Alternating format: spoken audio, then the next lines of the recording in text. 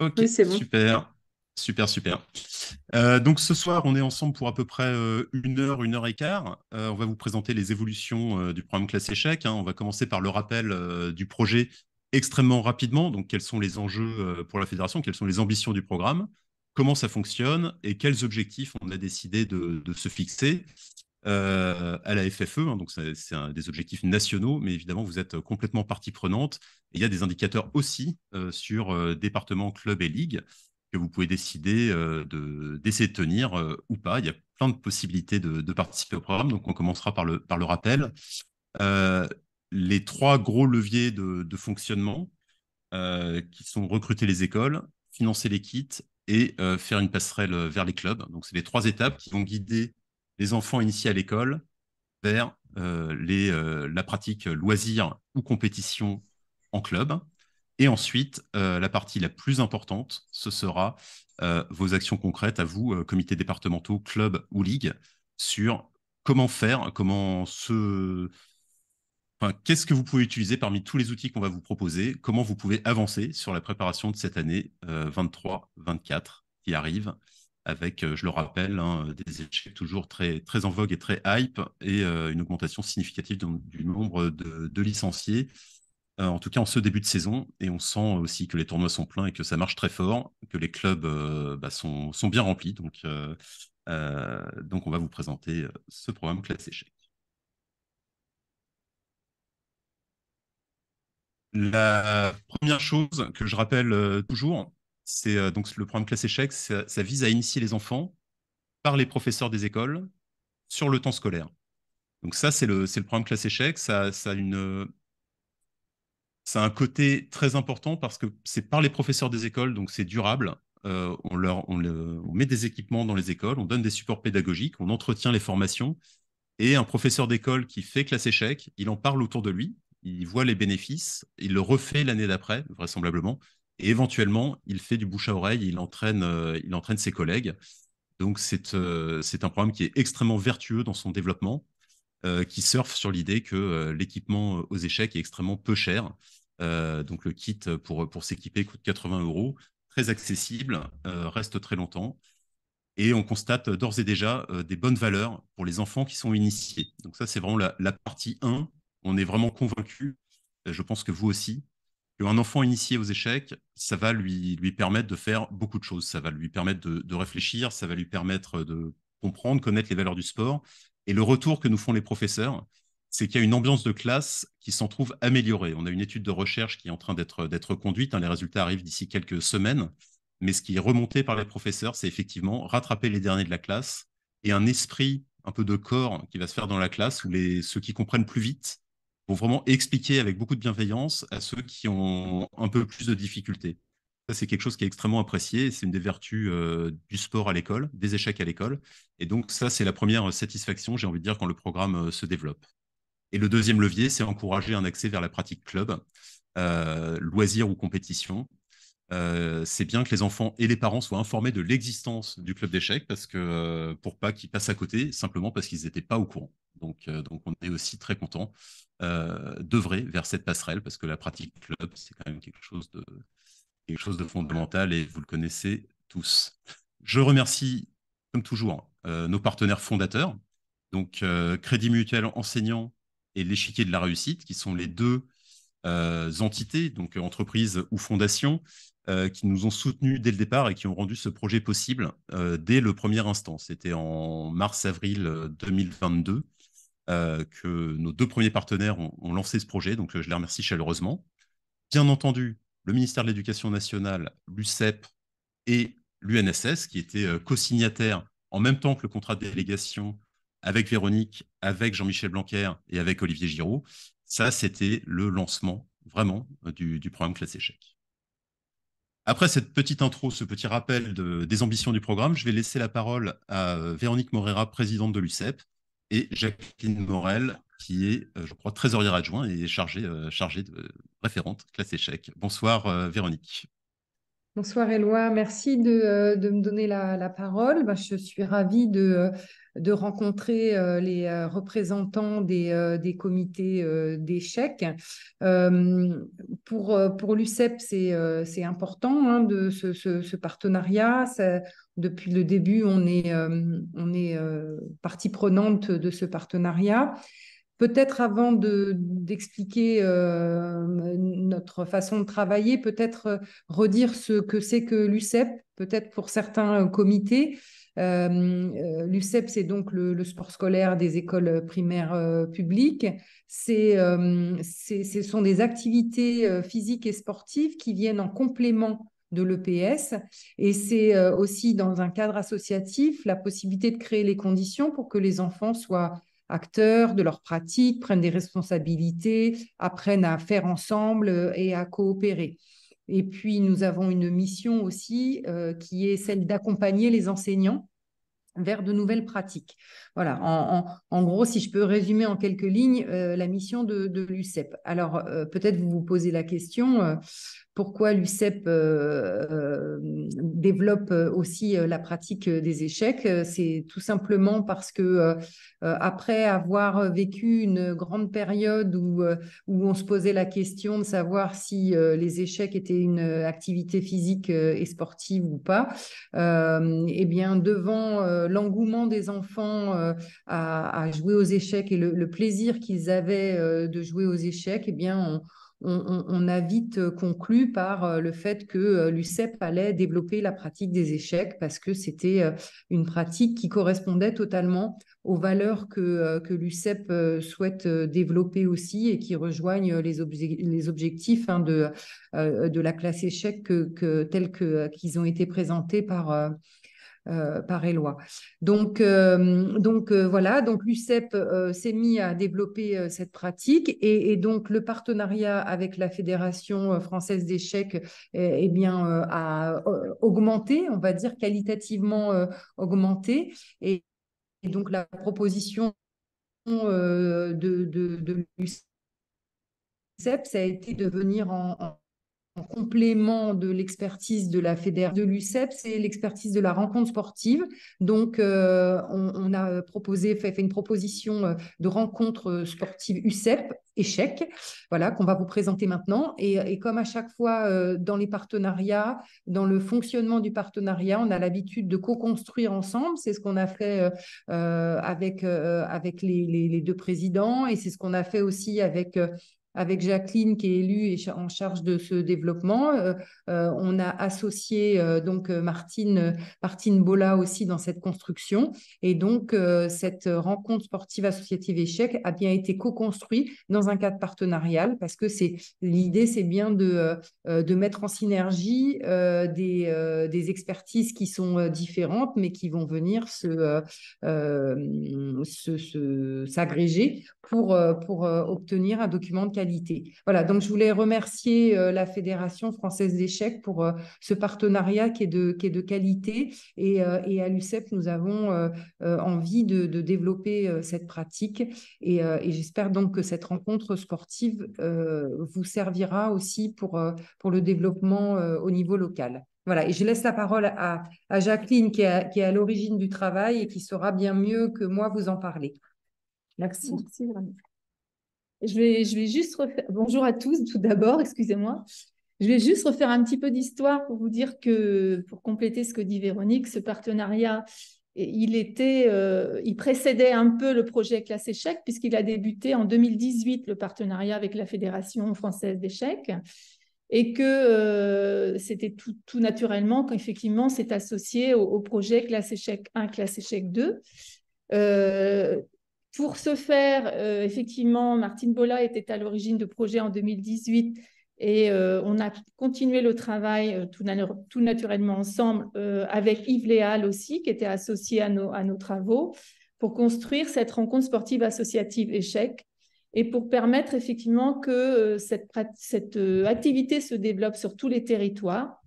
On a conçu un projet un peu clé en main, de manière à ce que tous nos comités départementaux puissent à un moment donné s'approprier cette rencontre et pouvoir la mettre en œuvre aussi sur les territoires.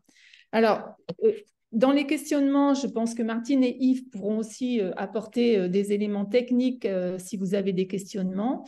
Pour ce faire, moi, je vais vous essayer de vous présenter cette rencontre sportive associative. Si tu veux bien, Manon, passer la deuxième diapositive. Merci.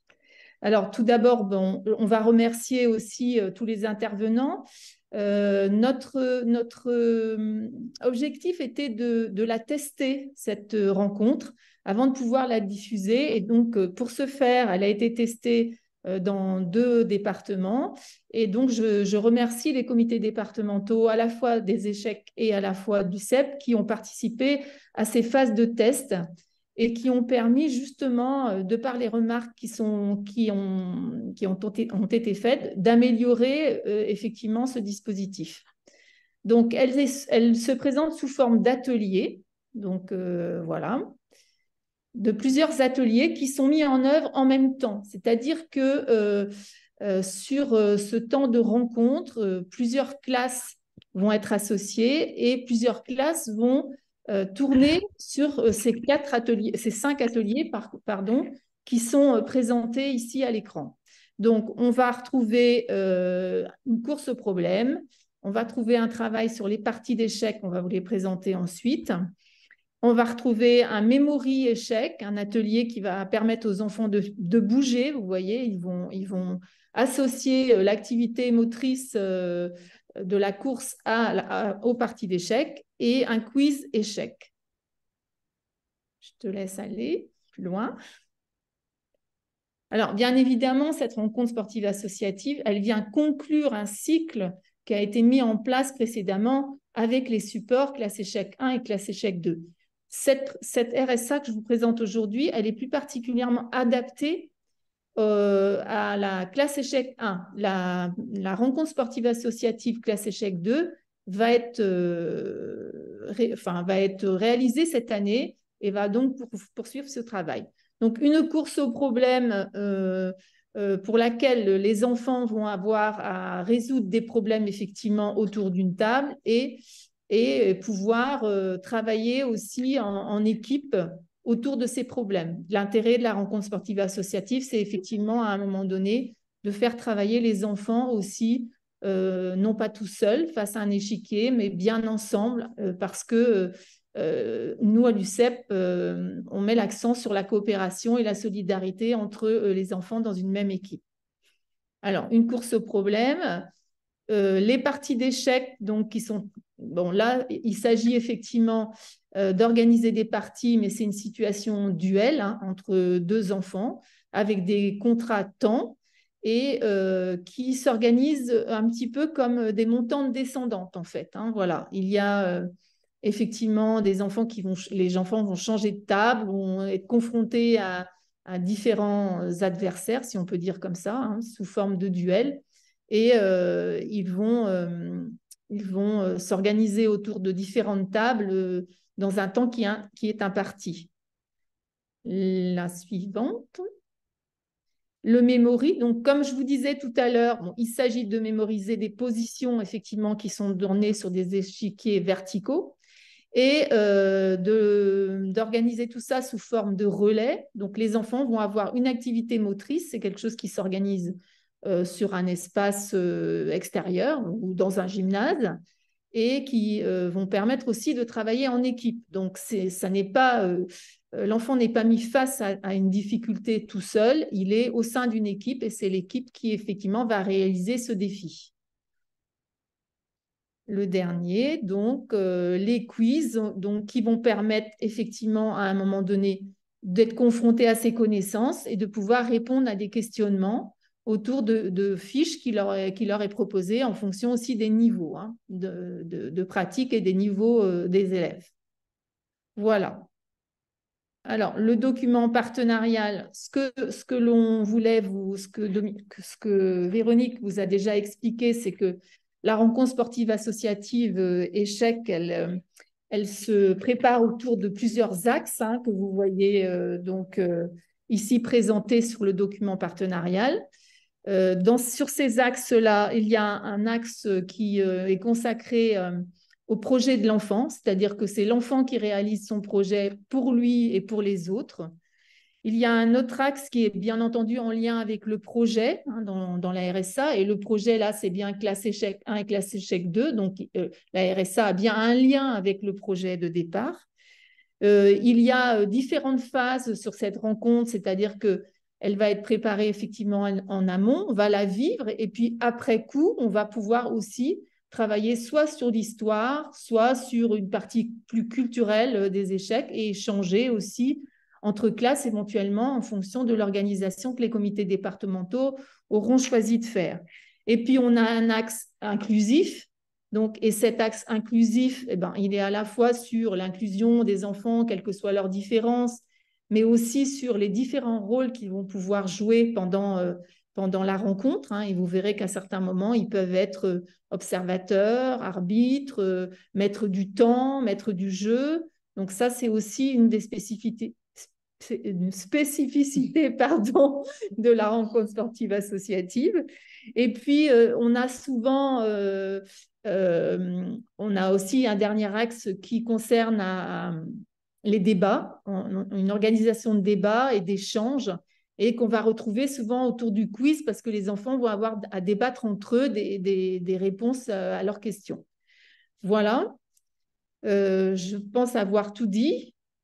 Donc, ce projet, il s'accompagne d'outils, c'est-à-dire que pour préparer l'un ou l'autre des ateliers, vous avez des liens qui vous permettent effectivement d'avoir une description pédagogique, le matériel qui est nécessaire à la mise en place de l'atelier, et vous avez aussi des liens vers des fiches toutes prêtes qui vous permettent de faire des tirages. Donc, c'est vraiment du clé en main, c'est-à-dire que on va sur le projet, et on clique sur les liens et on a tous les outils qui apparaissent. Donc, c'est vraiment un outil à la portée de tous, de tous les comités, voilà, qui voudront s'en emparer.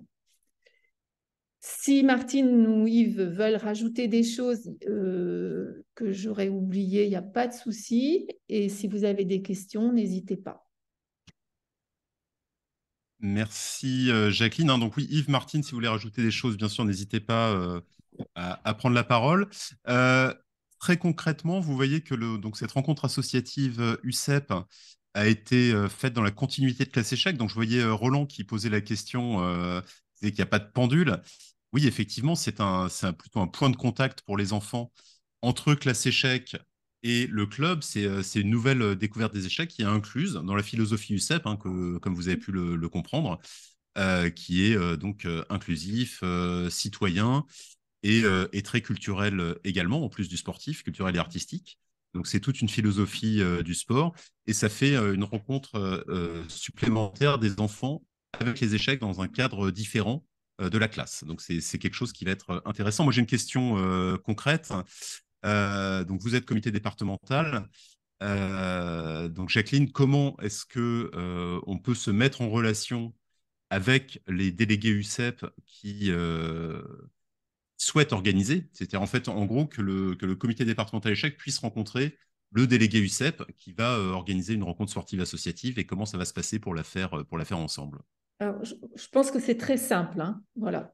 Déjà, chaque délégué départemental, avec ses élus, effectivement, prévoit un programme de l'année. Donc, dans lequel il inscrit les activités qui vont être proposées lors des RSA. Donc, dès lors que ce délégué départemental distribue ses guides de rentrée à toutes les associations de son département et qu'il prévoit l'activité échec, bien évidemment, inévitablement, il va mettre en place la RSA échec, donc il va lui-même se rapprocher du comité départemental des échecs de son département. Ça n'empêche pas le comité départemental des échecs de faire la même démarche, c'est-à-dire de se rapprocher de la délégation départementale UCEP pour interroger et savoir si effectivement l'activité est prévue cette année ou l'année prochaine, ou s'il y a un besoin de formation, parce qu'effectivement, ce besoin de formation, il est prégnant dans les départements parce que tous les délégués ne sont pas des joueurs d'échecs. Moi-même, j'ai découvert beaucoup avec Martine et Yves sur cette pratique. Donc, il y a un réel besoin de formation, de former nos collègues enseignants, même si on a classe échec 1 et classe échec 2. Les gens aiment bien aussi se retrouver, être formés à la rencontre, et donc ça peut se faire conjointement entre le comité départemental UCEP et le comité départemental des échecs. Donc c'est très simple, ça peut aller dans les deux sens. Il ne faut pas s'interdire de prendre contact les uns avec les autres.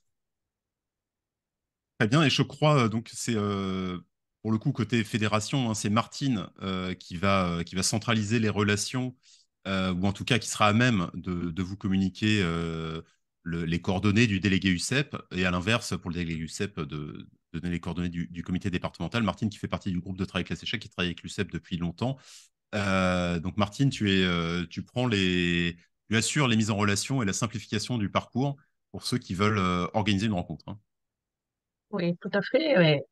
On ferait la totalité des délégués UCEP, bien entendu.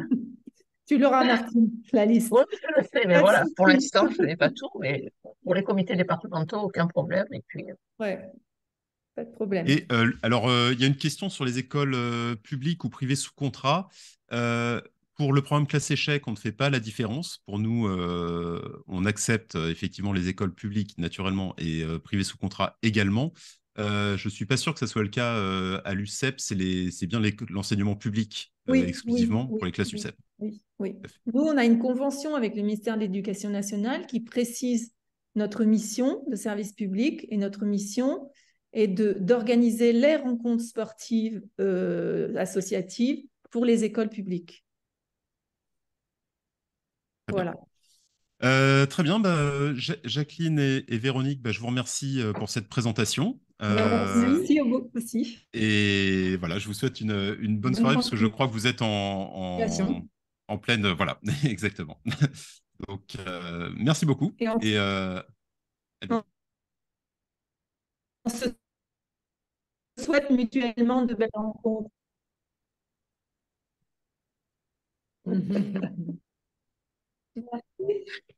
À bientôt. À bientôt. À bientôt. Alors, nous allons poursuivre sur cette présentation classe échec. C'est Manon qui va prendre la main.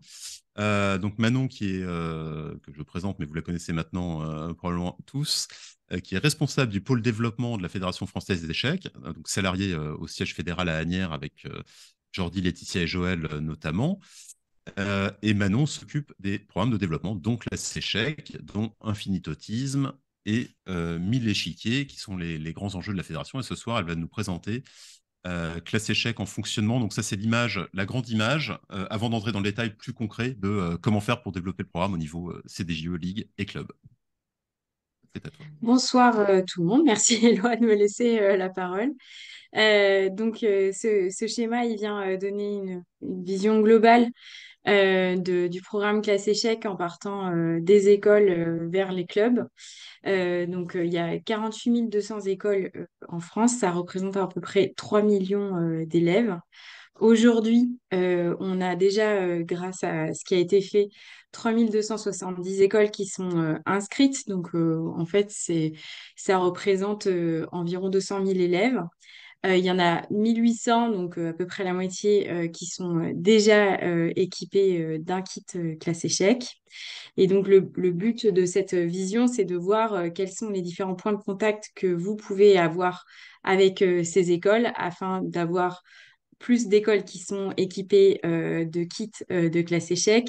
Et au-delà des écoles équipées, c'est-à-dire plus d'élèves qui vont apprendre à jouer aux échecs et plus de potentiel de jeunes entre 6 et 11 ans qui vont avoir ensuite envie d'aller jouer en club.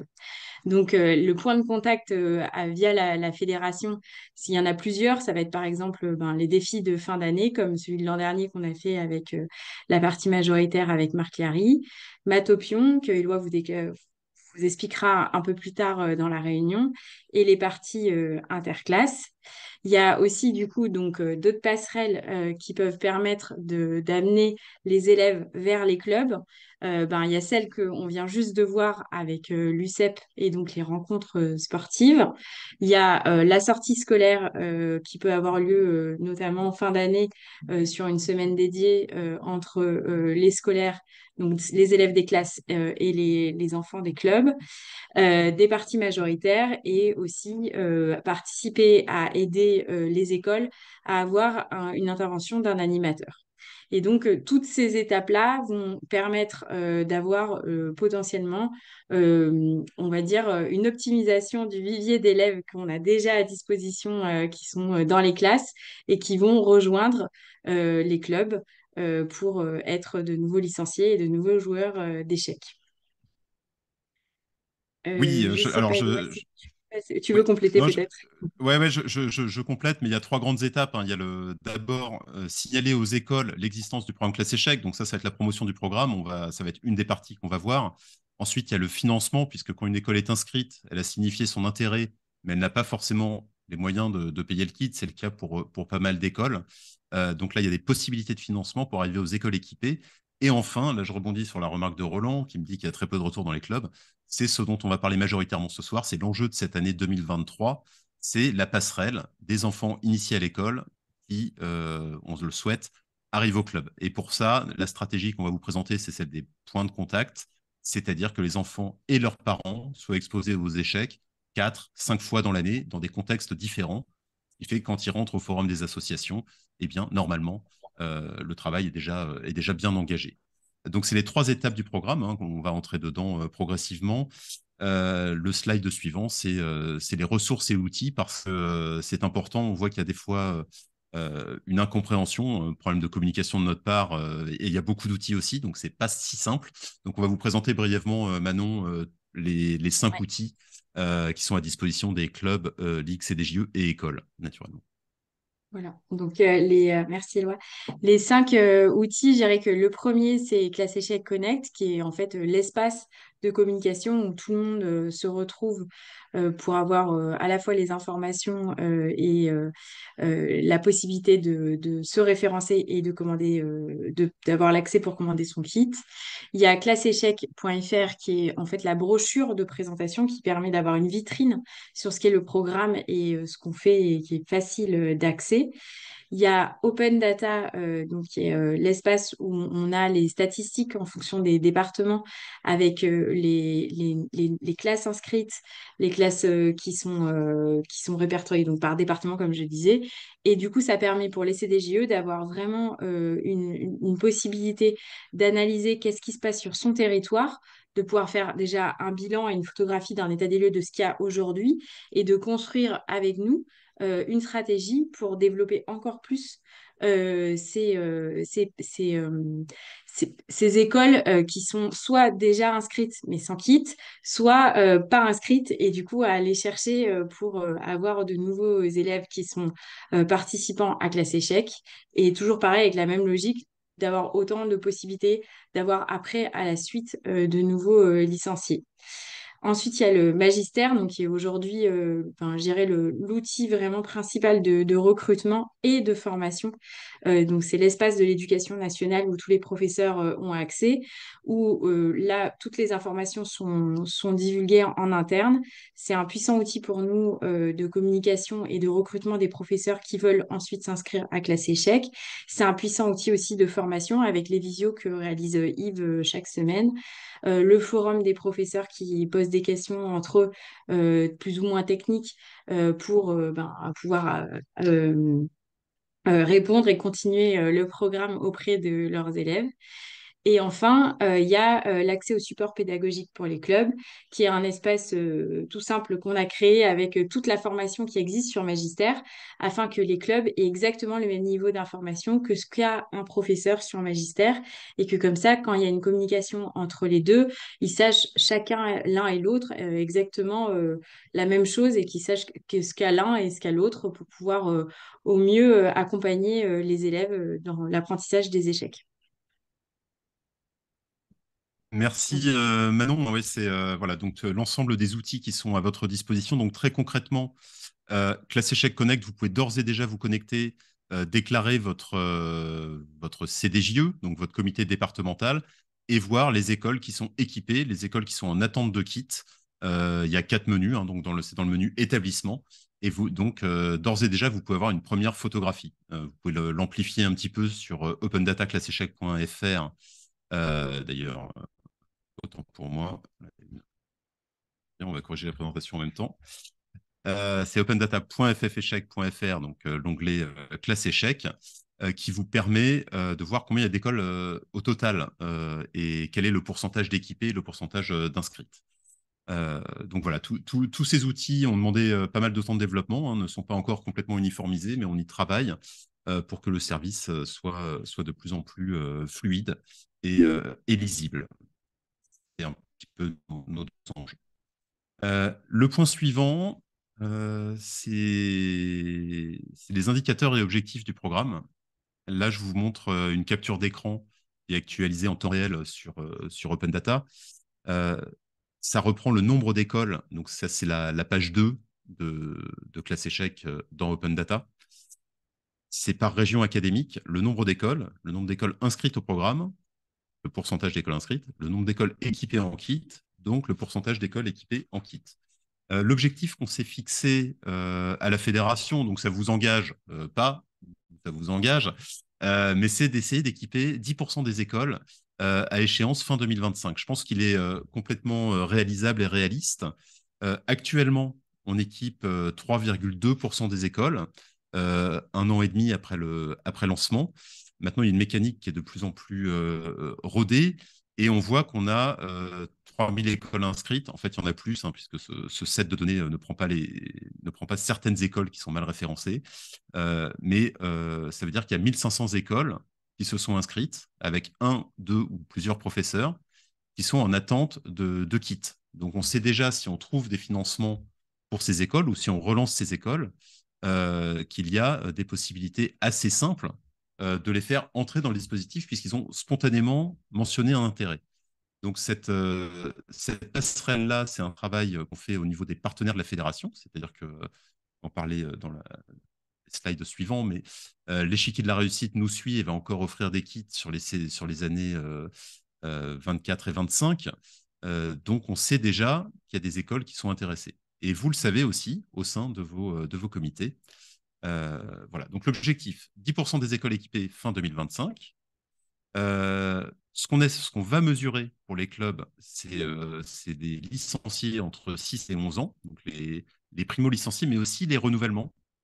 Chose de très important, hein. Actuellement, on perd 36% des primo-licenciés entre 6 et 11 ans en année 2.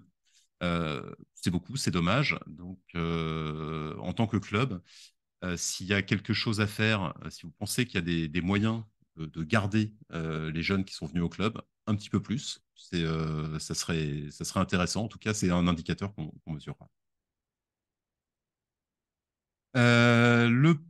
Les 3 étapes du fonctionnement qu'on va vous redétailler. Et donc, je laisse la parole à Manon pour les nouvelles écoles, faire connaître Classe Échec, qui est un enjeu pour avoir toujours plus d'écoles qui entrent dans le processus, à qui on peut aller financer des kits ou en tout cas mobiliser pour entrer plus dans le programme. Voilà, donc aujourd'hui, comme je le disais au début, ce qui marche le mieux, c'est le bouche à oreille et l'interface magistère. Ces 2 méthodes, ça nous a permis d'avoir 633 écoles inscrites déjà en 2023 et l'année n'est pas terminée. Et, et du coup, de pouvoir déjà avoir un rythme qui est assez soutenu. Mais évidemment, on a envie de l'accentuer. Pour l'accentuer dès 2023, donc on a encore deux volontés très importantes. La première, c'est d'inscrire au plan national de formation, donc classe échec, ce qui va permettre d'avoir une grande journée de formation pour les conseillers pédagogiques, les référents mathématiques de l'éducation nationale et les inspecteurs d'académie, et pouvoir ainsi diffuser plus largement au niveau du ministère et des personnes qui travaillent au ministère et qui sont acteurs dans les écoles du programme classe échec afin que ça irrigue le maximum de classes et d'écoles possibles. Et donc de voir avec les CDJE et les ligues ou les clubs comment on peut contacter les écoles non inscrites avec Connect pour qu'on décuple le potentiel d'inscription d'écoles et de kits envoyés dans les écoles, puisque comme vous le voyez, il y a un delta qui est quand même assez important entre les écoles qui sont inscrites et les kits qui sont expédiés. Ce delta, on l'explique par très certainement des manques manque de financement, mais aussi très certainement un manque de communication qui est aussi de notre part, qui n'était pas forcément très clair jusqu'à présent. Maintenant, voilà, on a une façon de faire qui est claire et limpide qu'on vous communique afin que vous puissiez nous aider pour communiquer auprès des écoles et que les écoles puissent le plus facilement possible se connecter et commander leur kit. Et si elles n'ont pas les moyens de financer leur kit, on puisse ensemble trouver les bonnes solutions pour les accompagner afin d'avoir leur kit classe échec. Oui, c'est exactement ça. Alors, je vais préciser pour le plan national de formation, hein, c'est quelque chose qui est très intéressant. Ça concerne quelques fédérations tous les ans. Euh, J'avais fait la discussion lors d'un rendez-vous avec le ministre Pap Ndiaye sur la possibilité d'inscrire les classes échecs au plan national de formation 23-24. Verbalement, il était tout à fait partant et le remaniement a eu lieu 3 jours après, mais je pense que ce n'est pas de nature à déstabiliser ce projet. Actuellement, donc c'est entre les mains de la DGESCO qui discute avec notre conseil technique national, Richard, pour la mise en place en mars-avril de ce plan national de formation. Et c'est quelque chose qui est très important. C'est tous les corps intermédiaires de l'éducation nationale qui viennent faire une journée, donc représentant de chaque académie, pour comprendre le programme classe échec et pouvoir en parler aux professeurs de leur circonscription, de leur zone. Donc, ça serait vraiment un beau succès de réussir à organiser cette journée. En principe, ça devrait se faire et voilà comment on compte justement informer plus de professeurs. Sur le plan de financement pour arriver à 5000 kits, donc en vert, c'est 22-23, c'est ce qui a déjà été fait. Donc, l'échiquier de la réussite a fourni 500 kits. Les écoles en ont acheté 200. Ligue, comités départementaux et FFE ont permis d'équiper 1000 écoles. Donc, 1000 écoles, c'est 25 000 élèves initiés tous les ans, hein, voire plus, parce qu'il y a souvent plus d'un professeur. Donc, c'est quasiment 50 000. En moyenne, il y a 2 professeurs par école. C'est 50 000 écoles, 50 000 élèves initiés tous les ans. Et le Crédit Mutuel Enseignant, qui est un partenaire très important, parce que par ailleurs, il finance directement la création des formations, de la communication, du défi. Donc, il finance la structure du programme, mais les caisses régionales financent également des kits au niveau départemental. Donc ça, c'est aussi quelque chose qu'on vous proposera dans les actions concrètes. C'est prendre rendez-vous avec la caisse régionale pour voir s'ils souhaitent s'associer dans votre département au financement des kits. Donc voilà les projections, elles me paraissent tout à fait réalistes. L'échiquier de la réussite s'est engagé à fournir 250 kits en 2024 et 250 en 2025. Donc il y a déjà 500 kits en plus qui vont être fournis. Et ensuite, voilà une projection, hein, puisque c'est toujours bien d'avoir des mesures en tête de ce qui peut se passer. Après, il y aura peut-être d'autres partenaires, il y aura peut-être d'autres options pour atteindre cet objectif de 10% des écoles touchées en 2025. Concrètement, le financement. Alors, ça a eu beaucoup de questions là-dessus, et je pense que on pensait avec Manon que c'était important de le clarifier. Donc, comment ça marche aujourd'hui, le financement du kit? Donc concrètement, je suis un club, un CDJE ou une ligue. Je contacte la fédération, en l'occurrence moi, pour réaliser un achat collectif et que ensuite, nous, la fédération, on envoie aux classes concernées les kits des classes échecs. Je me retrouve dans un autre cas où je suis une école. Je m'inscris donc sur Connect, je crée mon profil et puis après, je fais mon achat sur Hello Asso. Si l'achat sur Hello Asso n'est pas possible, le cas échéant pour nous, c'est le chèque ou le virement. C'est tout. Il n'y a pas d'autre option. Les kits, ils sont expédiés en général sous 5 jours ouvrés après le paiement et la FFE ne finance pas de kits. Voilà. Donc, Connect a été mise à jour dans ce sens-là, puisque vous avez pu voir à certains moments de l'évolution du programme qu'il y avait des validations CDJE, des validations FFE. Donc, tout ça est terminé, n'est plus en principe dans Connect. Maintenant, c'est extrêmement simple. Vous souhaitez acheter un kit quand vous êtes un organe déconcentré de la FED, vous pouvez le faire en achat collectif en spécifiant pour quelle école, c'est-à-dire dans quelle école vont chaque kit. Quand on est une école, on paye par chèque, par carte bancaire, par virement. On achète peut-être 2 kits ou 3 kits s'il y a beaucoup de références, si l'école est très grande, et ils sont expédiés directement. Donc voilà, le fonctionnement des kits maintenant est très simplifié. Là, je vous disais, l'enjeu de cette saison, puisque donc on a quand même eu un succès un peu inattendu, enfin, qui est très heureux d'ailleurs, mais sur le nombre d'écoles inscrites, le nombre de professeurs intéressés et le retour que nous font les professeurs. Maintenant, le point essentiel, c'est de réussir à passer ces enfants initiés vers les clubs. Pour ça, on a estimé que la meilleure stratégie, c'est celle qu'on a appelée la stratégie des points de contact, c'est que l'enfant et les parents soient exposés aux échecs le plus souvent possible. Donc, la première chose, c'est à la maison, un enfant qui rentre et qui dit je fais échec à l'école. Ça, en tant que parent, je sais que ça m'impacte pas trop quand mon fils me dit ou ma fille me dit j'ai fait ça à l'école. Je dis oh, super. Mais c'est pas suffisant pour que ça fasse tilt et que au prochain forum des assos, je me dise ah bah tiens, je vais y aller. Mais s'ils reviennent et qu'ils me disent voilà, on a joué contre un champion, une championne, ou contre le maire du village, de la ville, où on a fait une partie contre une école distante. On a joué contre une école des Hauts-de-France qui est partenaire avec notre école. Ça commence à faire rentrer les échecs un peu plus dans la culture de la maison.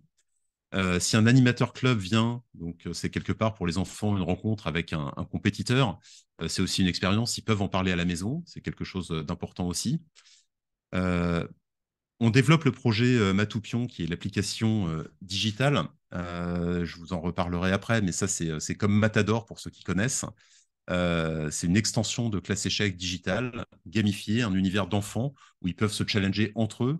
Ils ont des avatars, donc on imagine en forme de pièces d'échecs, résoudre des problèmes, faire des puzzles, des petites batailles euh, autour du jeu d'échecs, encadré par l'éducation nationale, donc accès uniquement pour les enfants avec un mot de passe donné par le professeur, pas de chat et toute la sécurité qui va avec l'environnement éducation nationale et les enfants. Mais si les parents voient leurs enfants se mettre à faire échec en rentrant sur le téléphone, c'est quelque chose aussi qui va faire rentrer les échecs à la maison. Évidemment, si les parents sont joueurs, ils vont jouer entre eux. Ça va faire de l'intergénérationnel et c'est extraordinaire. Également, leur donner des feuilles d'exercice pour la maison, c'est quelque chose qu'on pense à faire dans le cadre de classe échec, hein, envoyer aux classes des livrets. Euh, je crois que la sortie scolaire, c'est ce qui sera le plus impactant. Et ça, c'est directement entre les mains des clubs et des CDJE. Peut-être pendant la semaine des échecs, la semaine de classe échec, ou avant, selon vos calendriers.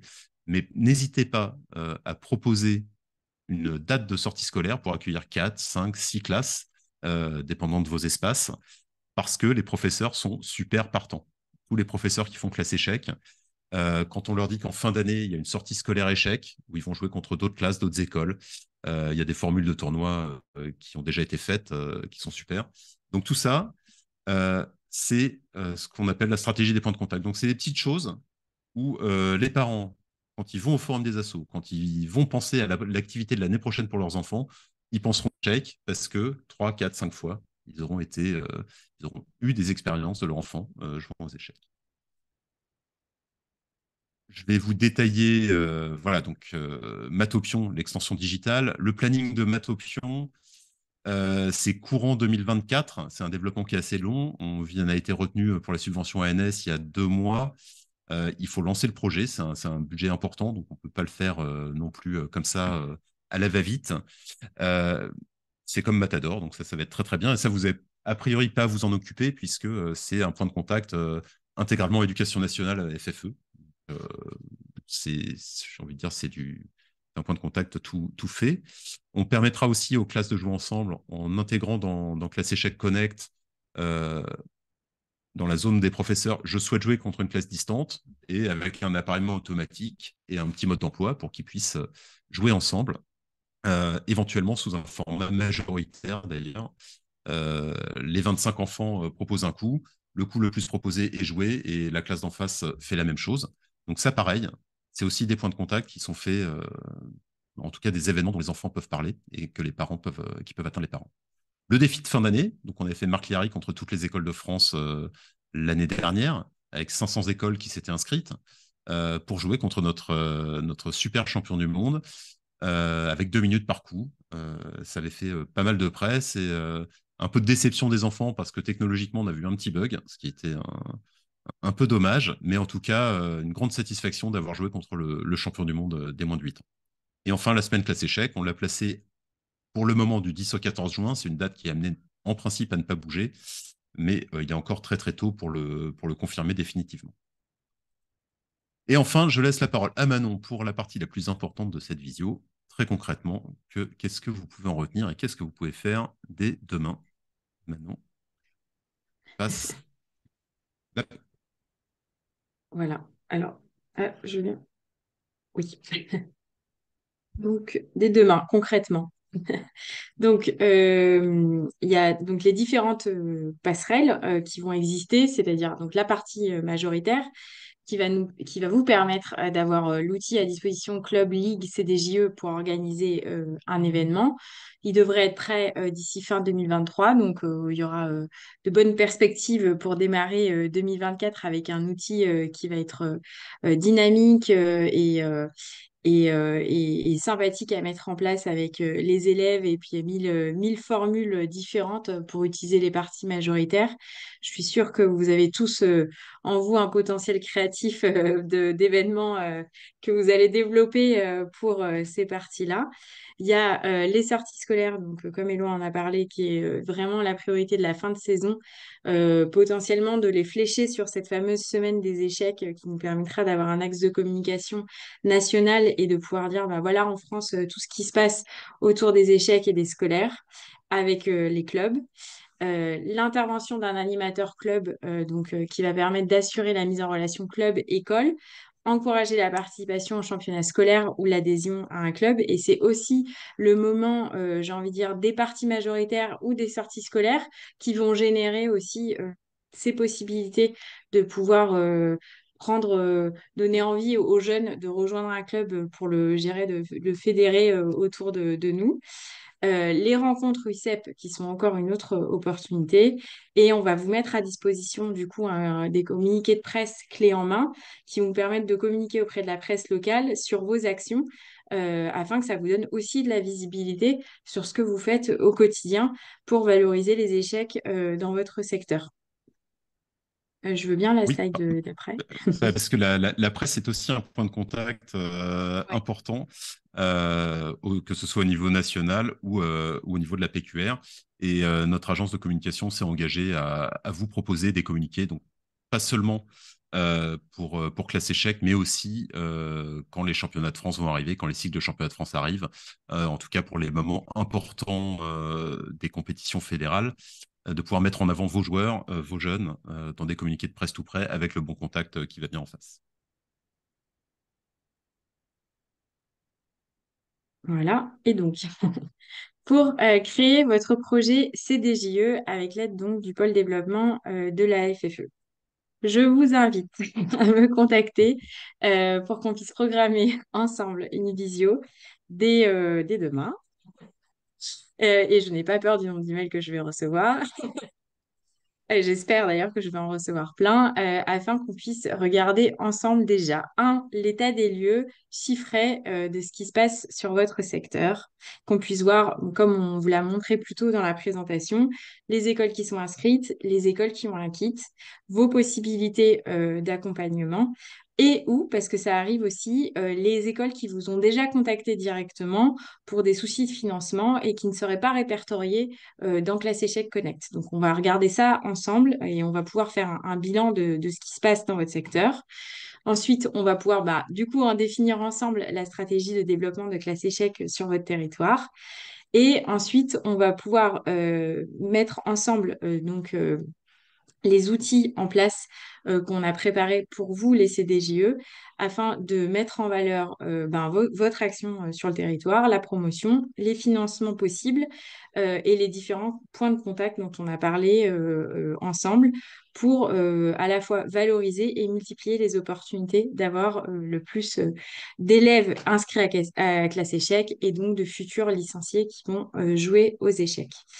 On a aussi la possibilité avec les ligues de créer un plan d'action annuel et ou de voir les liens possibles donc entre ligue, CDJE, CDJE club ou dans d'autres sens, voilà, de voir ensemble les passerelles qu'on peut créer et qui sont pertinentes parce que notre territoire est multiple, notre fédération est riche et chaque CDJE, chaque club et chaque ligue a sa façon de fonctionner qui est propre et donc le but c'est d'être vraiment dans du sur-mesure pour que ce soit une action réussie et efficace et qui marche pour les échecs.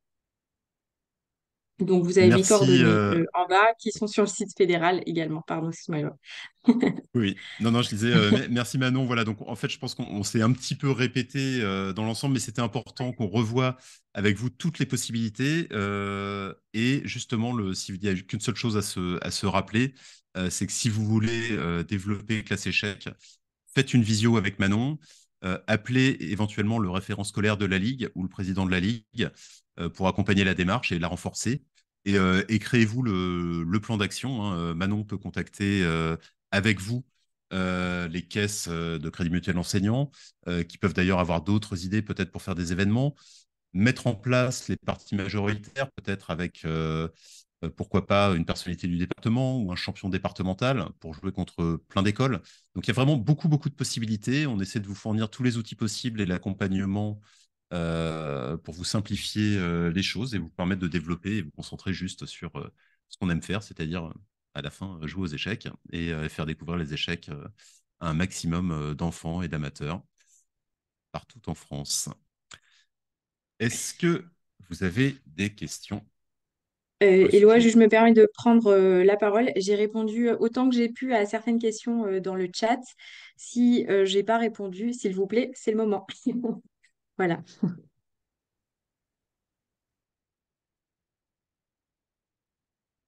Alors, je remonte pour voir s'il y a des questions. Alors, Denis, l'UCEP départemental, l'assurance. Ah, ouais, alors, ça, c'est trop technique pour moi. Si c'est l'UCEP, il faut regarder. Euh, ouais. Est-ce que quelqu'un souhaite dire un mot? Toujours plus convivial, hein, avec la caméra et le micro. Une plateforme en ligne, Lichess, mais réservée aux scolaires. Alors, Odile, ça sera dans un premier temps Matopion. Ce ne sera pas une plateforme de jeu, ce sera une plateforme d'exercice, de résolution de problèmes, éventuellement de parties par correspondance sur des modes pas forcément d'échecs complets, en tout cas dans un premier temps. Euh, et elle sera réseau canopé, réservée aux scolaires, avec toutes les autorisations et fonctionnalités sur mesure pour garantir la sécurité des enfants. Un joueur de club voulant aider pour les classes échecs doit-il se rapprocher de son CDJE? Excellente question. Alors pour moi, oui. C'est le CDJE est le point central pour distribuer, pour passer la balle, pour mettre en relation club, école, et pour savoir ce qui se passe dans son département. C'est-à-dire quelles sont les écoles qui ont envie d'aller plus loin. Il doit être en communication avec elles, et donc savoir ce qui se passe, être en communication avec les référents. Et si justement vous êtes un joueur qui veut participer en vous rendant dans une école, sous réserve d'avoir passé évidemment le contrôle d'honorabilité, hein, ça je fais la parenthèse, mais si vous êtes animateur, initiateur, entraîneur, arbitre ou dirigeant de club, vous devez renseigner le contrôle d'honorabilité, c'est obligatoire, sous peine de quoi les diplômes ne seront plus valables, hein, automatiquement. Mais passé cela, eh bien, c'est le CDJE qui va vous aiguiller vers ce que vous pouvez faire au service du programme classe échec. Hugo Marsac, je vois que vous voulez poser une question. Vous pouvez prendre la parole. Oui, Oui, bonsoir. Oui, en effet. Alors, j'ai bien compris qu'il y a une grande partie de ma question dont la réponse est d'appeler Manon, mais donc ce que je vais faire. Mais néanmoins, je vais préciser certaines choses. Alors, d'abord, le CDJE. En fait, comment est-ce qu'on a connaissance de la... Je suis désolé, moi, je ne sais pas qui est mon CDJE. Voilà. Comment est-ce que je connais, comment est-ce que je peux savoir qui est mon CDJE? alors Vous êtes- c'est sur le site fédéral, dans la rubrique CDJE, euh, on a toutes les coordonnées donc du président, du responsable scolaire. Alors, c'est Euh, dans la rubrique départementale. Ok, d'accord. Donc, ça, oui. c'est la première question. Et la deuxième question, alors moi, je parle pour ma ville, Levallois. Je pense que c'est une démarche qui va intéresser massivement la mairie de Levallois. Et en fait, j'ai pas vu la mairie dans les échelons, là, les parties prenantes que vous avez présentées. Donc, moi, je veux savoir, donc, très clairement, il va falloir que je puisse leur présenter le dispositif. Comment est-ce que je peux m'y prendre? Qu'est-ce que je peux avoir comme ressources? Et je pense qu'ils vont être prescripteurs, en fait. Une fois qu'on leur a présenté et convaincu, ça va, ils vont dérouler massivement, tel que je les connais. Donc, c'est vraiment Alors, important de les sensibiliser et de leur présenter le dispositif. Alors, Hugo, donc le Valois est une ville très grande, hein. Je suppose il y a plus d'une dizaine d'écoles dans le Valois. Euh, enfin, il doit y avoir beaucoup d'écoles. Donc, la ville peut prendre en charge déjà les kits et peut ensuite pousser les relations asso-école sans aucun problème. Mais c'est un cas un peu spécifique. La plupart du temps, dans les communes, il n'y a qu'une seule école. Et effectivement, on n'a pas l'envergure que peut avoir, enfin, l'impact que peut avoir une mairie comme le Valois. Mais qu'est-ce que tu peux leur proposer? Le dispositif, est-ce qu'on a des brochures précises? On a le site Classe Échec, on peut aménager des brochures aussi pour les présenter à la mairie. C'est un travail qui peut être fait, sachant qu'actuellement, on s'est concentré, c'est-à-dire, on n'a pas mis la mairie dans la boucle parce que généralement, une mairie égale une école, et donc c'est un travail qui est un peu fastidieux et qu'on ne va pas forcément demander, ou en tout cas proposer aux clubs. Les clubs qui ont des bonnes relations avec la mairie le font. Voilà, on n'a pas vraiment adressé le sujet que tu poses là, c'est-à-dire je suis dans un club d'une ville qui est très, très grande, qui a des gros moyens. Qu'est-ce que je peux leur proposer? Donc on pourra y réfléchir de façon directe. Moi, j'ai pas la réponse comme ça, hein. Je sais pas, Manon, si tu as des idées. On t'appellerait maintenant, on en parlera. Voilà, je pense que c'est bien qu'on en discute ensemble. Voilà. Très bien, merci. J'ai vu une question pour pourra-t-on avoir l'interface Connect côté école pour la expliquer lors de la visio CDJE? Pourra-t-on voir? Ok. Euh, oui, je pense, il n'y a pas de, il y a pas de souci. Voilà, on a, comme Éloi le disait, on a simplifié l'interface euh, classe échec Connect déjà. Elle va être encore plus simplifiée afin que ce soit le plus simple possible et qu'il y ait le moins d'éléments qui étaient très confusants pour tout le monde. Donc oui. Après. Rebelote, ça fait partie des questions où il ne faut pas hésiter à me contacter pour que je puisse répondre précisément à ce que vous attendez. Denis Depot, j'ai deux animateurs sur le département qui vont dans les écoles pour accompagner les enseignants dans l'animation en classe. Ça génère beaucoup d'inscriptions d'enfants dans nos clubs, presque trop pour bien les gérer. C'est le problème de riche, ça. Autre chose, certaines écoles ont été au-delà du contrôle d'honorabilité en demandant un extrait de casier judiciaire. Ont-elles le droit de faire une demande d'extrait? Euh, J'avoue que je ne sais pas. Éloi, si tu peux. Je ne crois pas. Ouais. Je ne crois pas. Et surtout, le contrôle d'honorabilité est plus fiable, puisqu'il va aller explorer plus de sources que le simple casier judiciaire. Euh, et je pense qu'on n'a plus le droit d'exiger le casier. Après, pour avoir une réponse plus précise, il faut demander au secrétariat fédéral qui donnera la réponse technique. Très Il bien. manque Bah, les portes dans écoutez, les écoles. je vois qu'il y a plus nécessairement trop de questions. Alors, je vais quand même faire les remerciements à toutes les personnes qui nous ont permis de développer, construire hier, aujourd'hui et certainement demain. Le groupe de travail Classe Échec avec Alain Saint-Aroman, Jean-Pierre Lemoine, Étienne Mensch, Sébastien Peter, Régis Noisé, Jérôme Appindino et Jean-Luc Feit. Le président de la commission scolaire, Olivier Minot. La référente Classe Échec UCEP de la commission mixte, Martine Bolla. Daniel Kotowski du Crédit Mutuel enseignant, Jacques Schramm de l'Échiquier de la Réussite, qui sont nos partenaires fondateurs, Antonin Violette et Alexandre Boreil de Aya Communication, le pôle développement de la FFE, naturellement Manon et Alexandre Bauduin qui nous a rejoints depuis quelques semaines, et enfin Jean-Michel Blanquer, Véronique Morera, Olivier Giraud, qui ont tous signé la convention qui nous a permis de fonder le programme.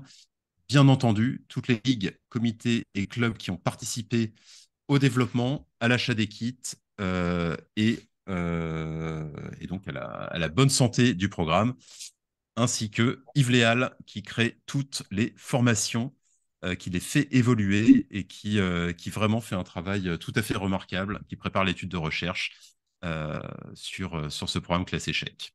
Donc merci à tous, merci de nous avoir suivis. Et on se donne rendez-vous très prochainement dans les compétitions fédérales, dans les tournois ou ailleurs. Bonne soirée à toutes et tous. Merci. Bonne soirée.